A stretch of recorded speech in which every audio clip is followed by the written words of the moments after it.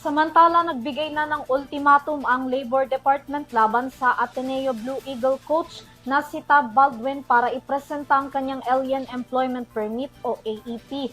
Una siyang ipinatawag ng DOLE si Baldwin kahapon pero hindi ito sumipot at tanging abogado lamang niya ang dumalo. Makakasuhan ng naturang coach kung hindi makakapag-comply sa hinihiling sa kanya. Narito ang balita sa aking report.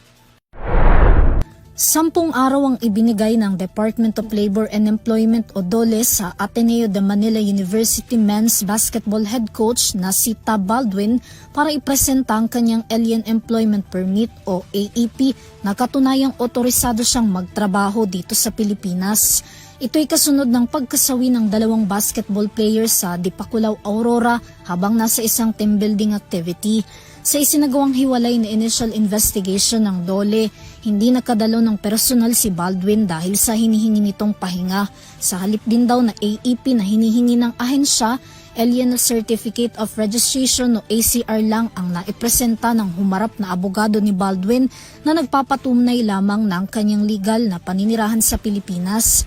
Ayon sa DOLE, ang ACR ay hindi nangangahulugang otomatiko nang pwedeng magtrabaho sa bansa ang isang dayuhan.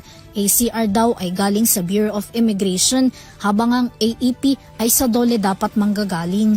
Sabi ni Labor Secretary Francis Tolentino, inaasahan nilang makakapagbigay ng verified answer si Baldwin sa June 25 kasama ng kanyang AEP.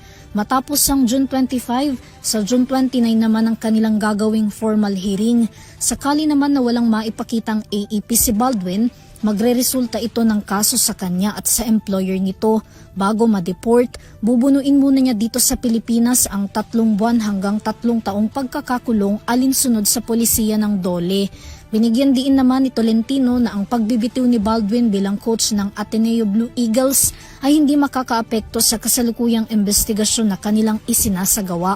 Samantala sa ngayon, tinitingnan pa ng DOLE kung kakailanganin pang ipatawag rin sa hearing ang employer ni Baldwin o ang Ateneo de Manila University.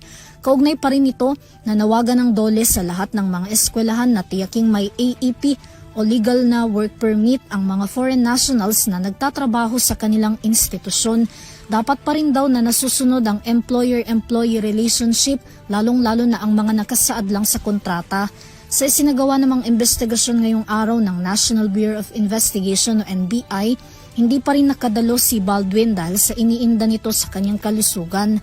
Gayunpaman, ayon sa abogado nito na si Attorney Carl Justin David, nagpahayag ng kahandaan ng kanyang kliyente na makipagtulungan sa investigasyon ng pagkamatay ng 2 student athlete. Para sa EuroTV News, Vanessa Cleofas, sumasaludo sa bawat Pilipino.